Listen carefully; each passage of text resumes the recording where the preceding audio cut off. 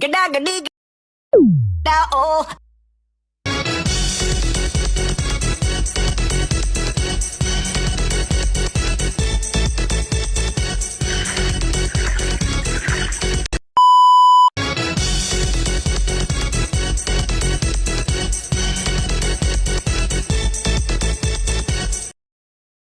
Assalamualaikum warahmatullahi wabarakatuh. Mahasiswa memahami pola modernisasi dan sekularisasi pemikiran Islam di Indonesia.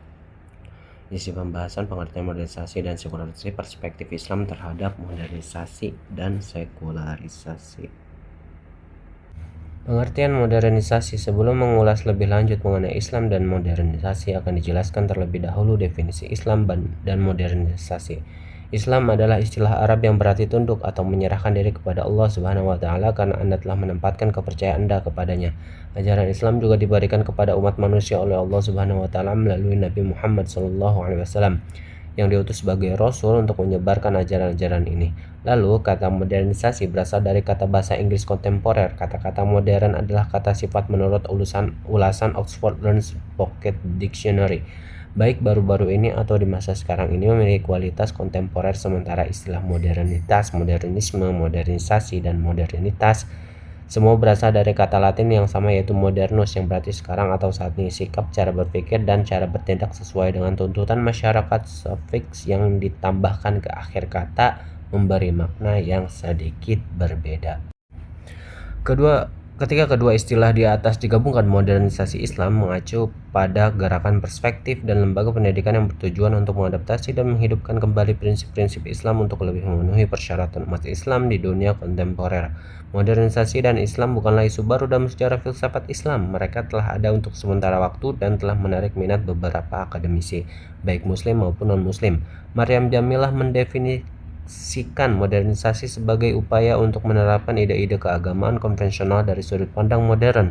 Menurut Maryam Jamilah, agama perlu mampu menjelaskan kembali komponen-komponennya dan menyesuaikan diri dengan standar-standar baru agar tetap relevansi dengan keadaan dan persyaratan zaman kontemporer.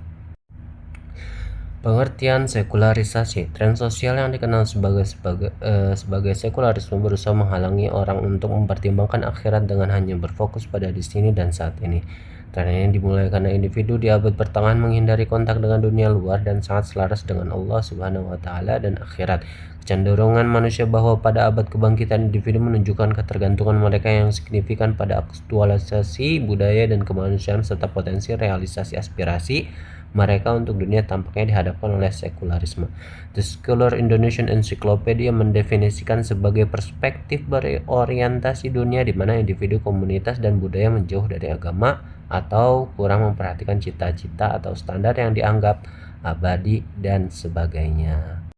Adalah mungkin untuk menyimpulkan dari beberapa definisi di atas tentang istilah sekuler bahwa apa yang disebut sekuler adalah duniawi, menyiratkan bahwa dunia dan agama adalah entitas yang berbeda. Masalah yang berkaitan dengan dunia terus menjadi masalah yang berkaitan dengan dunia, dan masalah yang berkaitan dengan spiritual atau agama terus menjadi masalah yang berkaitan dengan agama. Meskipun memiliki berbagai arti yang berbeda, istilah sekularisasi memiliki integritas semantik. Oleh karena itu, penting untuk mengikuti fitur etimologis dan terminologis untuk sepenuhnya memahami maknanya.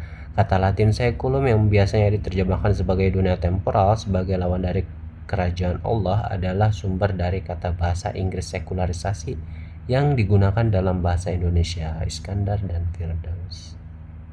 Lalu perspektif Islam terhadap modernisasi dan sekularisasi. Agama Islam bagi kita adalah suatu bentuk keyakinan yang sangat berpengaruh. Secara empiris, Islam merupakan agama terbesar yang dianut oleh rakyat Indonesia.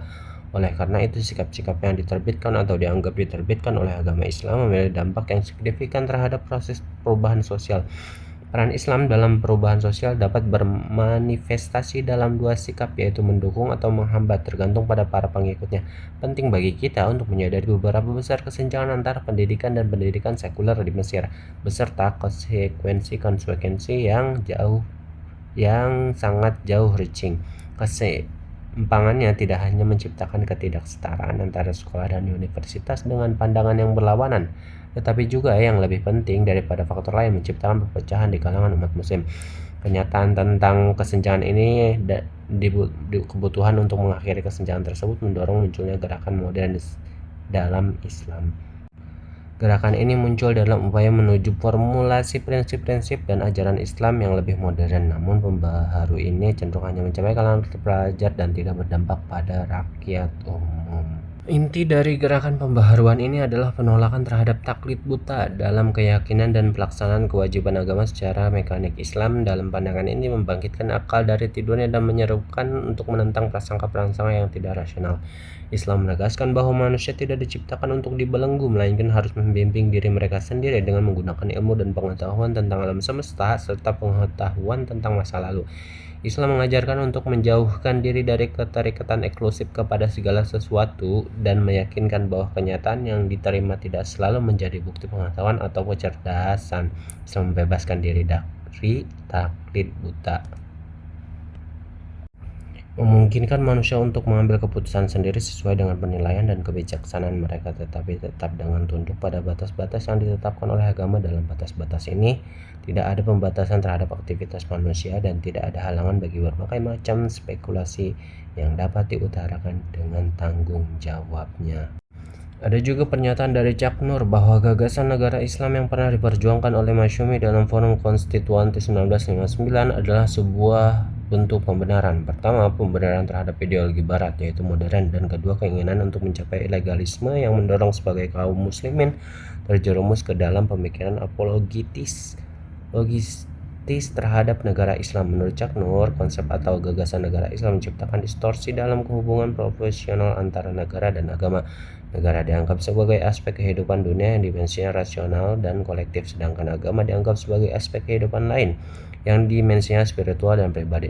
Nurcholish Madjid menyatakan bahwa Islam adalah total way of life, dan pandangan yang memisahkan agama dari dimensi kehidupan adalah pandangan kaum sekuler atau penerapan paham sekularisme. Lalu dari Profesor Dr. Haji Faisal Ismail, MA, mengoreksi keracuan berpikir Cak Nur tentang sekularisasi. Koreksi beliau mengenai sekularisasi Cak Nur adalah sebagai berikut. Sekularisasi merupakan proses penerapan dan praktik-praktik sekularisme atau proses dan praktik-praktik penerapan sekularisme dalam kehidupan masyarakat disebut sebagai sekularisasi. Tingkat intensitas sekularisasi dalam tatanan kehidupan masyarakat akan mempengaruhi tingkat intensitas perkembangan sekularisme. Semakin intensif penerapan dan pelaksanaan sekularisasi dalam masyarakat, semakin intensif pula perkembangan sekularisme dalam kehidupan mereka. Sebaliknya, jika pelaksanaan sekularisasi kurang intensif dalam kehidupan masyarakat, maka perkembangan sekularisme juga kurang intensif.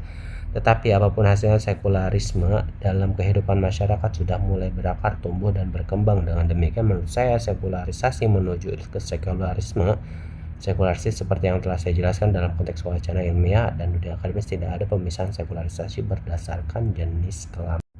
Kesimpulannya, pada dasarnya modernisasi tidak harus dianggap sebagai sesuatu yang fundamental untuk ditolak jika merujuk pada ajaran Islam.